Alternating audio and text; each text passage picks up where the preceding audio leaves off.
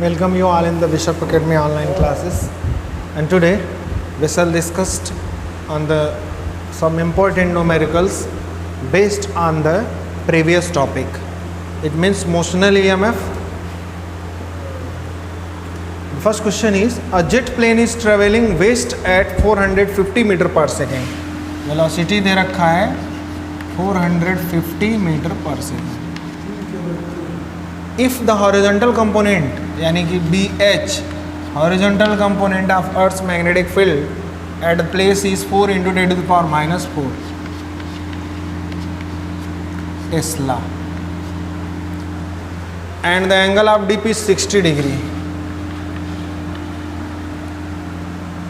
Find the EMF induced between ends of wings having a span of 30 metre. अच्छा, उसकी wings जिसके span यानी कि लेंथ जो है 30 मीटर है, उसमें जो इंड्यूस्ड ईएमएफ होगा वो क्या होगा, किधर होगा. आइए देखते हैं. अगर आपका प्लेन है जिसकी विंग्स इस तरह से होते हैं, हमेशा हॉरिजॉन्टल होते हैं, और कंपोनेंट भी अर्थ का हॉरिजॉन्टल दे दिया हुआ है, जबकि आपको क्या चाहिए कि लेंथ के परपेंडिकुलर मैग्नेटिक फील्ड चाहिए. तो अगर आपके पास हॉरिजॉन्टल कंपोनेंट है तो इसके परपेंडिकुलर जो कंपोनेंट होगा, अगर ये प्लेन के विंग्स हैं तो वो वर्टिकल कंपोनेंट होगा. तो हमारा टारगेट, हम इस मैग्नेटिक फील्ड को यूज़ नहीं कर सकते, क्योंकि अगर आपका प्लेन ऐसे उड़ रहा है तो जो अगर ये हॉरिजॉन्टल है तो आपको हॉरिजॉन्टल कंपोनेंट ही दे भी दिया है. तो ऐसे क्वेश्चन में थोड़ा सावधान रहने की ज़रूरत है. इसी के लिए आपको एंगल ऑफ डिप दे दिया हुआ है. ठीक, तो अगर देखिए ये प्लेन के विंग्स हैं, ये हमारा जो पाम है, तो हमें वर्टिकल मैग्नेटिक फील्ड का कंपोनेंट चाहिए, जबकि हॉरिजॉन्टल कंपोनेंट दिया हुआ है, क्योंकि आपका पाम भी हॉरिजॉन्टल ही है. तो वर्टिकल कंपोनेंट के हेल्प से हॉरिजॉन्टल के कंपोनेंट्स के हेल्प से वर्टिकल कंपोनेंट कैसे निकालेंगे, आपको एक फार्मूला बनाया गया होगा. 10 डेल्टा इज इक्वल्स टू आपका होता है VB अपान VH, वर्टिकल कंपोनेंट अपान हॉरिजॉन्टल कंपोनेंट. ये है वर्टिकल कंपोनेंट है, ये तो दिया ही है.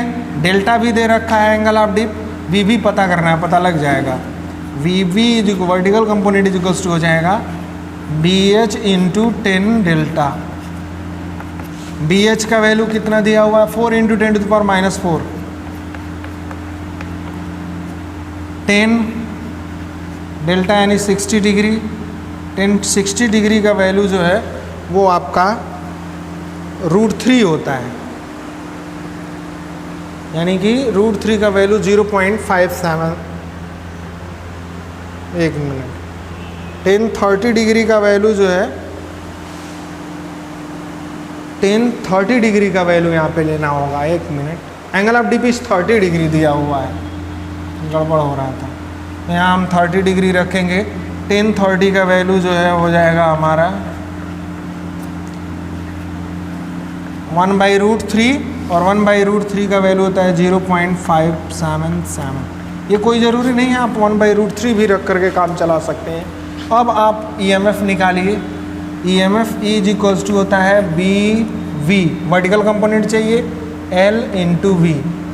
सारे कंपोनेंट्स दिए हुए हैं, वेलोसिटी दिया हुआ है, आपको VB ये वाला वैल्यू रखना होगा जो भी आएगा, और लेंथ दिया हुआ है, L की जगह ये रख देंगे. रख कर सॉल्व करेंगे तो आपको EMF जो है मिल जाएगा. इसको जो है सॉल्व कर लेंगे. बस इसी टेक्निक की वजह से मैं जो है ये क्वेश्चन आपको बता रहा हूँ. ठीक है, नेक्स्ट क्वेश्चन देखा जाए. ये बहुत ही इम्पोर्टेंट क्वेश्चन है, बोर्ड में पूछा भी गया है और अक्सर जो है पूछा भी जाता है.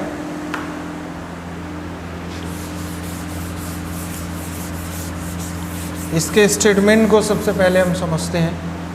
A metallic rod of length L is rotated at an angular speed omega. समझिए, यहाँ पर पहले हम ये एक फिगर ड्रॉ करते हैं.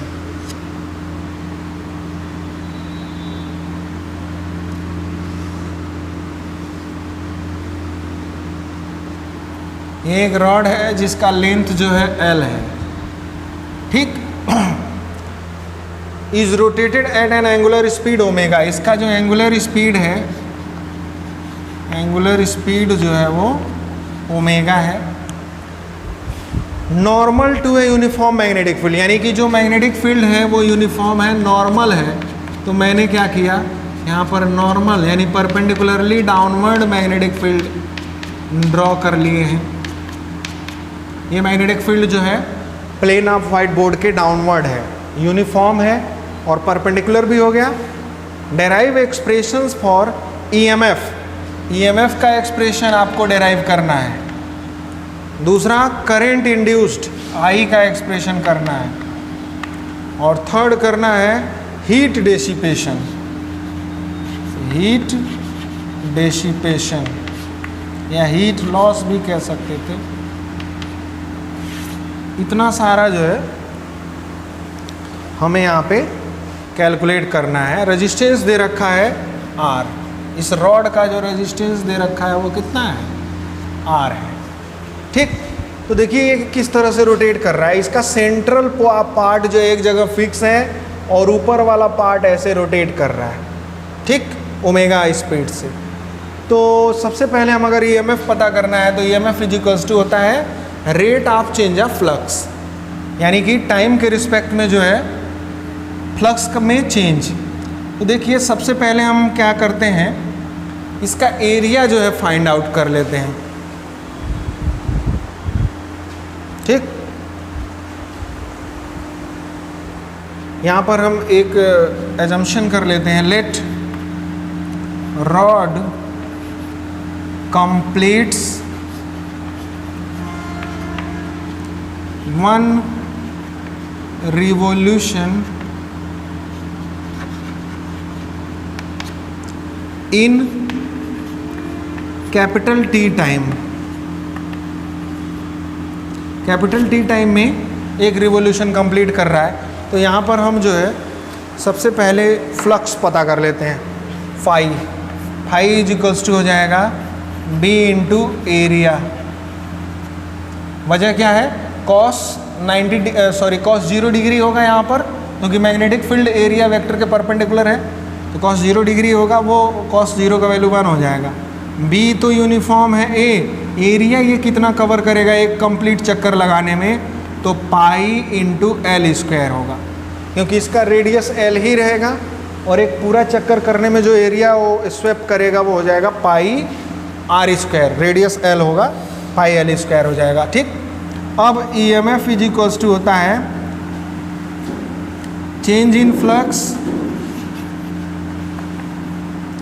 Change in phi upon time period T. Flux जो है वो 0 शुरुआत में रहा होगा और फाइनली हो गया B pi L square upon T. ठीक है, अब जो है अगर हम इसको कन्वर्ट करें टाइम पीरियड को फ्रीक्वेंसी में, तो 1 upon T is equals to होता है एफ। तो हमारा ये फार्मूला बन जाएगा B pi L square into F. 1 upon T की जगह हमने एफ रख लिया, फ्रीक्वेंसी है ये। ठीक, अब जो है फ्रीक्वेंसी का जो है हमें एंगुलर वेलोसिटी से रिलेशन पता है।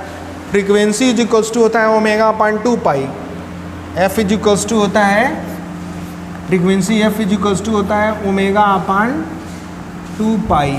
इस वैल्यू को यहाँ सब्सिट्यूट कर देते हैं तो E M F is equals to मिल जाएगा B pi L square, F की जगह हम रख देंगे ओमेगा अपान 2 पाई। पाई से पाई कैंसिल हो जाएगा, E M F E is equals to मिल जाएगा, इधर मैं लिख दे रहा हूँ E इज इक्वल्स टू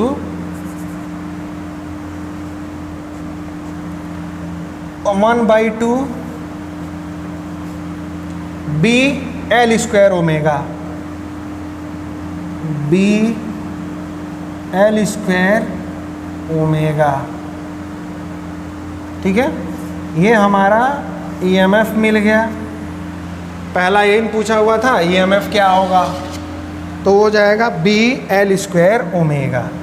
ठीक है, अब जो है सेकेंड पार्ट करंट पूछा हुआ है, तो करंट इज इक्वल्स टू होता है आई इज इक्वल्स टू होता है EMF अपान आर। EMF का वैल्यू है हाफ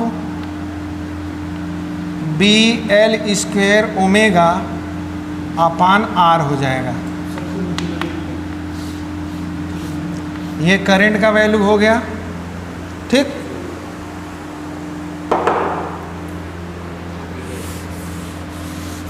थर्ड पूछा है हीट डेसिपेशन।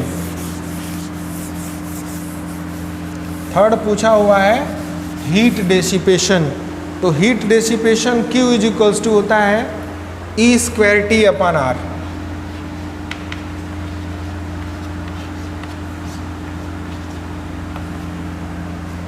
इसमें वैल्यू सब्स्टिट्यूट कर दें हम तो E का वैल्यू जो है आपको मिला था 1/2 का स्क्वायर हो जाएगा 4, B square L to the power 4, square भी करते जा रहा हूँ मैं साथ में, omega square T upon R।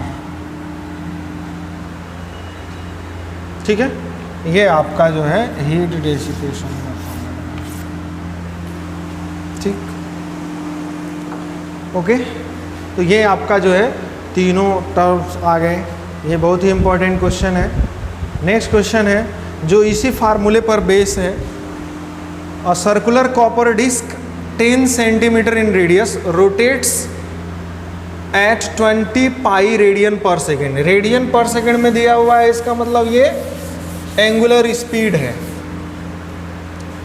Omega का वैल्यू दे रखा है 20 pi radian per second. About an axis through the centre perpendicular to the disc. Okay, a uniform magnetic field of 0.2 tesla acts perpendicular to the disc. तो magnetic field perpendicular चाहिए भी होगा यहाँ पे, वो है 0.2 tesla. Calculate the potential difference developed between axis of the disc and rim. यानी कि एक्सिस ये हुआ और रिम ये हुआ, अगर साइकिल के पहिए की तरह देखें, इन दोनों के बीच कितना ईएमएफ जनरेट होगा, उसके लिए हमने अभी फार्मूला डेराइव किया था, E equals to half BL square omega. देखिए सारे दिए हुए हैं। रेडियस दिया हुआ है 10 सेंटीमीटर, इसका मतलब L का वैल्यू जो है 10 सेंटीमीटर दिया है, जिसको आप जो है 0.1 मीटर भी लिख सकते हैं। चलिए, इस फार्मूले में B भी है, L भी है और ओमेगा भी है। पुट कर देते हैं, हाफ B की वैल्यू 0.2, L स्क्वायर यानी कि 0.1 का स्क्वायर करेंगे तो 0.01 इंटू ओमेगा। ओमेगा है 20 पाई।